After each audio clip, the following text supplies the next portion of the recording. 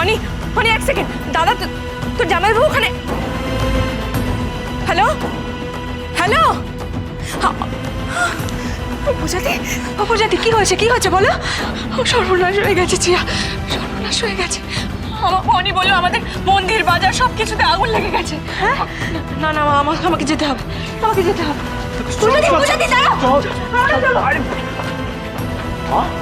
কি বলছো, মন্দির চত্বরে আগুন লেগে গেছে? বাট কি করে? জানি না, বুঝতে পারছি না। কিন্তু সোমনাথ, সত্যি সত্যি যদি আগুন লেগে থাকে তাহলে এই আগুনের আঁচ কিন্তু অনেকের গায়ে পড়বে। কিন্তু প্রশ্নটা হচ্ছে আগুনটা লাগালো কে আর কেন? আসুন, এই দেখুন স্যার, চারিদিকে কি অবস্থা হয়েছে। দেখো দেখো দেখো, কুইক চলুন। আরে মহারাজ, মিস্টার অরিন্দম চট্টরাজ, আরে তুমি ওনাকে ওভাবে ধরে রেখেছো কেন? আর কারণ কারণ উনি পাপী, ওনার পাপের ঘোড়া পূর্ণ হয়েছে তাই। মিথ্যে কথা, ও মিথ্যে কথা বলছে। যে চরম সীমা অতিক্রম করেছেন। বাজে কথা, বাজে কথা বলছে, বাজে কথা। জিজ্ঞেস করুন ওনাকে, জিজ্ঞেস করুন বাজারে আগুন লাগলো কি করে। উনি জানেন, মিস্টার অরিন্দম চট্টরাজ জানেন যে বাজারে কি করে আগুনটা লেগেছে। হ্যাঁ, ওনার বোধহয় নিজের মুখে নিজের দুষ্কর্মের কথা বলতে লজ্জা করছে, তাই আমি বলছি। এই কি বলবে তুমি? হ্যাঁ তুমি কি বলবে? এই অফিসার, এই উন্মাদ এ কথা বিশ্বাস করবেন না, আমি বলছি।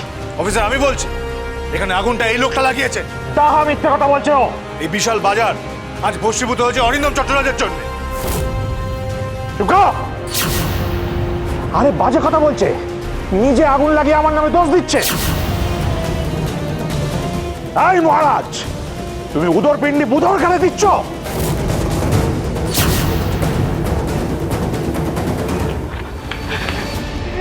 কি হলো, কি হলো? সব শেষ হয়ে গেল, সব শেষ হয়ে গেল দিদি, সব শেষ হয়ে গেল।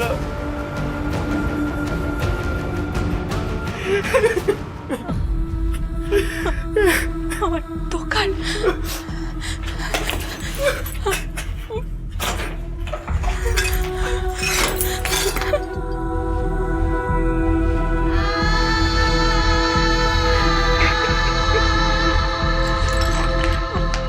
দোকান।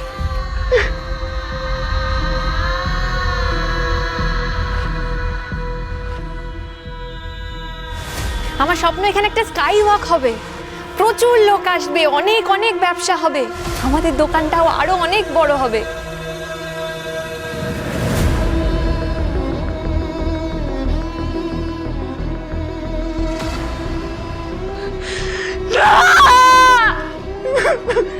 আমরা সর্বশান্ত হয়ে গেলাম দিদি, আমরা সর্বশান্ত হয়ে গেলাম।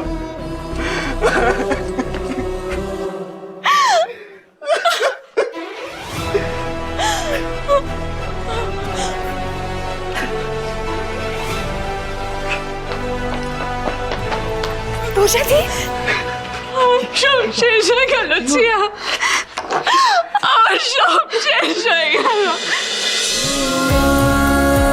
উড়ান সোম থেকে রবি প্রতিদিন রাত ৮টায় স্টার জলসায় ও ডিজনি প্লাস হটস্টারে।